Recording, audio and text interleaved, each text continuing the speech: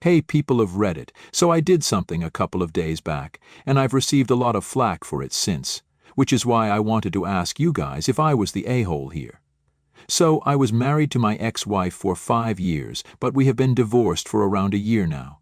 My ex-wife is a 33-year-old female and I am a 35-year-old male. We also have shared custody of our 6-year-old son. My ex-wife and I met at work 8 years ago and fell for each other there. We started dating and the relationship continued even after I quit my job there and started working someplace else. After 2 years of dating, we decided to get married, and a little after our wedding we found out we were pregnant. We were happy together with our little family consisting of me, my ex-wife, and my son. But that didn't last long. A couple of years into our marriage, the pressure of work and raising our son started taking its toll on our relationship, but unlike most couples, we were not able to overcome it.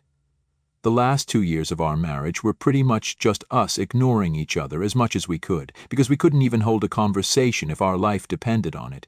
It would either be pointless small talk or it'd end in a fight. So we just stopped talking, and that should have been my signal to leave, but for some reason, I was still holding out hope that things would someday go back to normal. It didn't, and actually got worse.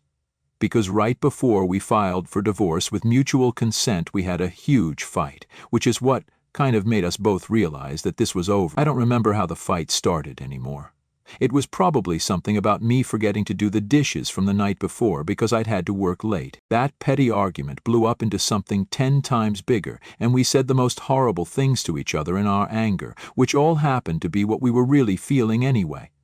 That fight was what effectively ended our marriage, and we filed for divorce with mutual consent. Our son was thankfully not at home that day and was with my parents because they wanted to take him out for a day. It took him a while to get used to the custody arrangements, but I guess he's a smart kid and understands that his parents don't get along at all and need to be separate to do a half-decent job at raising him and living their own lives. We'd tried to stay together in spite of our marital problems for his sake. But honestly, it's better this way, where at least he doesn't have to watch his parents fight like animals every single day and try to rip each other's heads off, or just pretend the other doesn't exist. This is a better choice. My ex-wife and I started living separately right after our last fight and had worked out our own custody arrangement before anything had been finalized by the court, and have continued to co-parent our son since. It was going smoothly until a couple of weeks ago when my ex-wife and I got into another argument, and this time it was about our son. She'd taken him to the bookstore and bought him a bunch of toys and a book that was clearly not age-appropriate. She claimed that the book was supposed to be hers and that she'd accidentally let it go with him. But now my son was asking me what a bunch of words meant, which I obviously couldn't tell him because he wasn't supposed to know these words in the first place. He'd gone through the first page of the book, which had a bunch of cuss words, and while he hadn't picked up the other words, he sure had a knack for picking the ones he wasn't supposed to say out loud. These were all cuss words, and my son was saying them all day now, thanks to his mother's carelessness. I told her that she'd been careless, and that she needed to be more mindful when she had our son with her. So that turned into a fight because she thinks I have no right to try and teach her how to raise her son, even though I'm his parent too, and as far as I know, I have every right to do this. We got into a massive argument over that, and things were blown out of proportion, so we stopped talking once more, unless it was absolutely necessary. Ever since we separated, we only discussed our son anyway. And now that we were in a fight once more, we weren't talking at all unless we had to discuss it, like the timings of our son's drop-offs and pickups at our respective homes, or if there were any health concerns regarding him. That's how it's been for the past couple of weeks, and it's been tense and formal, but I've been okay with it. We got divorced for a reason, and the reason was that we simply couldn't get along anymore. So if I was okay with it back then, I was more than okay with it now. It seemed to me, though, that she might have been taking this harder than I was because she'd blocked me on social media, something I hadn't done. She'd also become more and more aggressive whenever she'd drop our son off at my place, and the way she'd act was nothing short of nasty. She wouldn't even look at me, but she'd make sure that she was as aggressive as possible while shoving all my son's belongings towards me whenever she'd bring him over. It was annoying, but I didn't say anything because it wasn't affecting me the way she'd thought it was going to, and I just didn't care what she thought of me anymore. We were done. I'm sure she was getting even more angry that I wasn't giving her a reaction like she wanted, which is what probably led led to what happened 3 days back. So I had a work party to go to, and my ex-wife had agreed to look after our son for the evening. I was surprised that she'd agreed, because it was the second half of the week and it was my turn to have him, so I thought she'd relish the opportunity to keep me on my toes and create some trouble for me. But she agreed without any fuss. I dropped our son off at her house, and she took him inside without any of her usual aggression, which she reserved specifically for me. And I was pleasantly surprised because I thought that she was finally choosing to act like a grown-up, instead of throwing childish tantrums. After dropping my son off at her place, I started driving towards the venue, but 20 minutes later I received a message from my ex-wife saying that I needed to come to her place as soon as possible because she had something to tell me about our son. I was already running late, so I decided to ask her if it was really that important. And she said it was just one little thing, but we absolutely had to talk about it in person. And we had to talk about it now. I had no idea what she was going on about, but if it was about our son, I didn't want to leave anything up to chance and decided to drive back to her place and skip the party. It took me another 20 minutes or so to go back, and when I reached her house, I found her gone along with our son. All the lights inside her house were turned out, and her car wasn't parked in the garage either. All that she'd left for me to find out was a note she'd stuck to the door which said, "Taking Kato to meet my new boyfriend. Stay mad." I saw red at that point and decided to call her up because there was no way she was this petty and mean. I called her a few times, but she didn't answer, and when I tried to text her, she was still unresponsive. I was standing outside her door in a tux, looking as stupid as I felt, and I knew that I couldn't let her just get away with this, so I decided to do something just as crazy as what she'd done. I decided to ask her mother where she was, because I knew for a fact she always kept her mother updated and informed about her location. When I told my ex-mother-in-law that I wanted to surprise her and my son with something really special, and that I needed to know where she was, but without her knowing that I was looking for her. Her mother was naive enough to believe me and sent me her location, which happened to be at a nearby restaurant. We'd been to that restaurant a couple of times, and I made my way there within a few minutes. Once I reached, I spotted my son and his mother sitting at a table near the window with another guy, and I felt a surge of anger and annoyance once more. My ex-wife and son had their backs to me, so they didn't see me coming, but the other guy did, and he looked really confused as I made my way to their table and pulled out a chair to sit next to him. When my ex-wife realized what was going on, she looked shocked that I'd found her and started fumbling with her words, but I wasn't there for her, I was there for her new boyfriend. I looked him straight in the eye and started telling him all about what my ex-wife had been up to, and revealed just how psychotic she was. I told him about the dirty book she'd accidentally sent our son home with, her weird aggression with me, and of course what she'd done that day. She'd literally made me skip a work event so she could be petty and create trouble for me by using our son. He looked shocked, and my ex-wife kept trying to speak over me, but I just kept going on and on because all the terrible things just kept coming up like vomit. I was really angry about what she'd done that day, so I didn't stop talking until her so-called boyfriend said that he needed to leave. He practically ran out of the restaurant, and by the time that happened, my ex-wife was in tears. My son just looked really confused. And that's kind of the only thing I regret, because I didn't want him to feel that way. After her boyfriend ran out on her, we stayed at the table for a couple more minutes while my ex-wife blubbered on about how I'd ruined her relationship. Apparently, her boyfriend wasn't aware that she was still co-parenting with me, and I was an active part of her life because she'd told him that her son's father had passed away, and that when her son wasn't with her, he was with her parents. So he had no idea, and now that he'd found out about me, it seemed unlikely that he'd want to come back to her because, for 3 months, she'd been lying to him.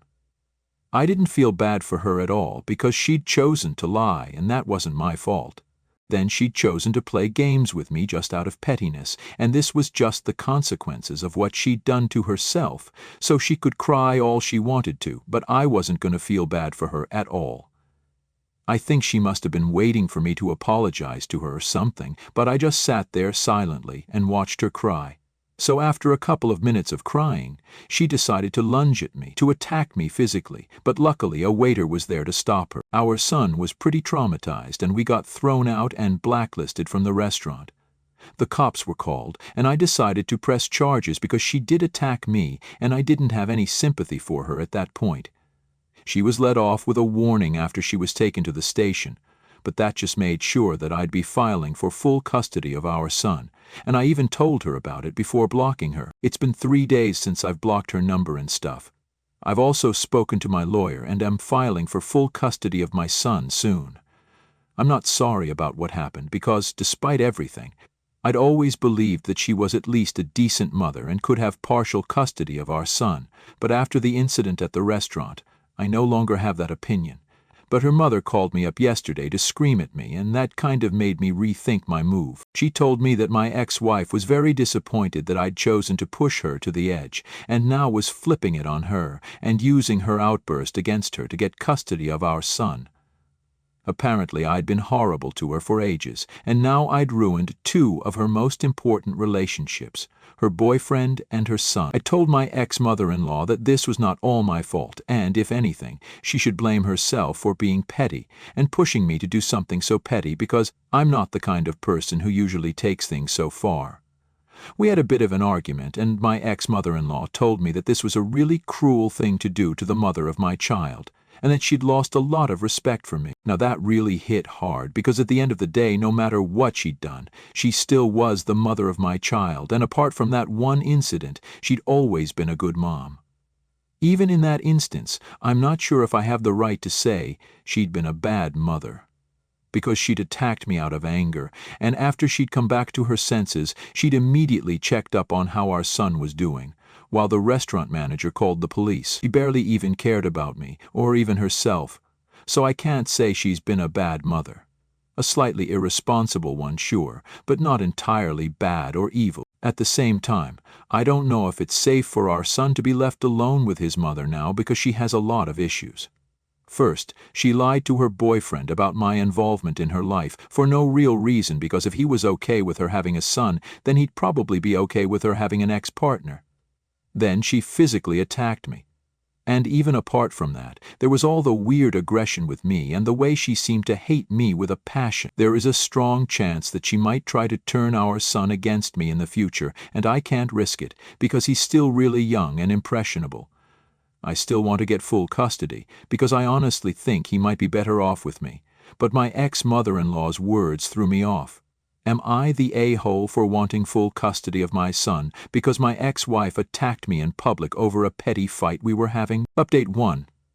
Okay, so I decided to go through with the petition to get full custody. I weighed out the pros and cons, and honestly, none of it mattered in the end after I spoke to my son. I asked him point blank if he would rather live with me full-time than his mother, and he said that he wanted to live with me. When I asked him why, he told me that his mother wasn't around most of the time anyway, and he ended up spending most of the time with his nanny. He liked being with her, but he'd rather stay with me instead. Apparently his mother would be out with her boyfriend most of the time, and she'd forbidden our son from complaining to me about it, so he hadn't told me a word of it so far. Even when she'd be at home, she'd bring her boyfriend with her, and they'd spend most of their time together in the bedroom while he played by himself in the living room, and that's what really set me off. So many things could have gone wrong, and I'm thankful that they didn't. Whenever his mother was at home with her boyfriend, he didn't even have his nanny looking after him and was completely on his own during that time, which was dangerous. He didn't say it, but I could tell that our son felt neglected whenever he was at his mother's place, and that cemented my decision to get full custody. At the end of the day, what matters is whether our son is happy or not, and if he's happier with me, then he'll stay with me. It's as simple as that. Even if I kept my own conflicts with my ex-wife aside, there was no denying that she'd completely forgotten about her own son while chasing after her boyfriend, who apparently was so important that she couldn't spare even a second to look after our son. I shouldn't even have delayed the process, and I definitely should not have fallen for my ex-mother-in-law's manipulation. I bet this is her way to try and make up for her daughter for screwing up and giving me her location the other day. Otherwise, she probably would not have bothered herself with these things, because she's a woman who's usually really detached from whatever goes on with her daughter and didn't even seem to care much when we got divorced. Anyhow, I don't really care what she thinks or what her daughter thinks, because to me nothing is more important than my son's happiness and health. And clearly, that's not something my ex-wife cares about, so she can just go to hell. Update 2. It's been close to a week since the last update, and today my ex-wife was served. My son is still living with me, and his mom had the good sense not to question it so far, but after she came to know that I'd filed for full custody, she came right over to my house and demanded an explanation, as if this was a new development and I hadn't already told her about it.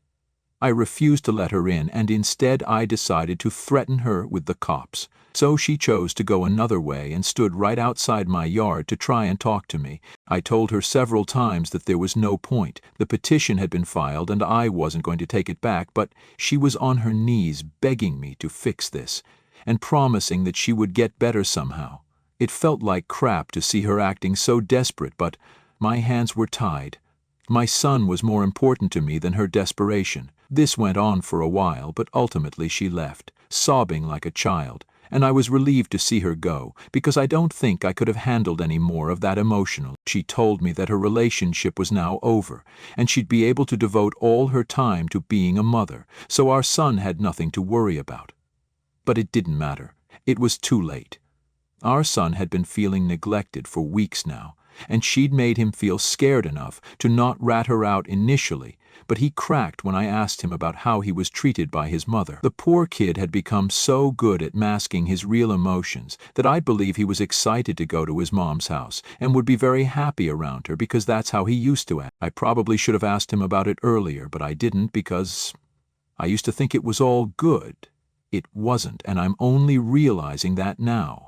If anything, my ex-wife's hysterical behavior today just made sure that I knew I was doing the right thing, because she was acting so insane that I felt awful, even though I, a grown adult, had to witness that, let alone the toll that kind of reckless behavior would have on a 6-year-old. He was napping at the time, so he didn't see or hear what was going on, and I'm thankful for that, because it was hard on me, and I wouldn't want to have to explain that to him as well.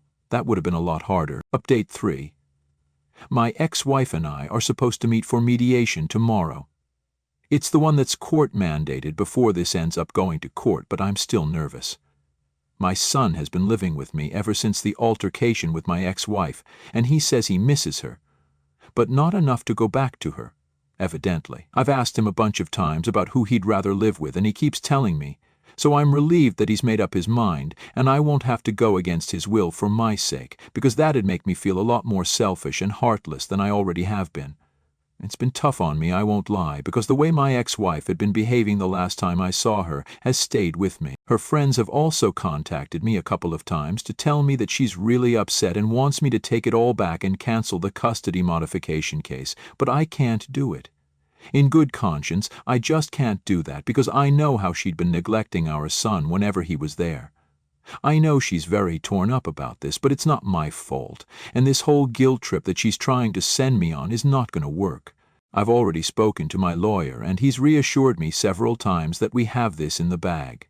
We have the proof of her attacking me at the restaurant. We have the note she'd left on her door on the day of the incident intended to mess with me, and I have security footage from my cameras where we can clearly make her out shoving my son's belongings towards me aggressively whenever she'd come over to drop our son off. She'd push them towards me with such force that I'd sometimes even end up taking a couple of steps back, so this aggression was not new. This hysteria wasn't new either, because even while we were married, there were several instances where she'd go completely out of control and act like she'd be possessed or something while we were fighting.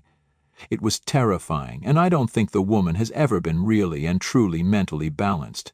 So this whole joint custody arrangement had been a mistake right from the start. I should have known better, and now that I do know better, I'm taking my son out of a toxic environment so that he doesn't feel neglected or scared anymore. Update 4. Hey, I got full custody. My ex-wife still has visitation rights, but they have to be fully supervised, so that's okay with me. My son is happy, and I'm probably the happiest I've ever been. These last few weeks were extremely emotionally draining for me, and I'm looking forward to nothing more than just unwinding at home for a few days, working from home, and spending some time with my son. My parents are also coming over to be there with us and help me out with the chores, because I've been really busy for the last couple of weeks and have kind of fallen behind. So my mother had been helping me out anyway, but now they're going to be living with us for a few days, so they also get to spend time with their grandson. Things are going well now.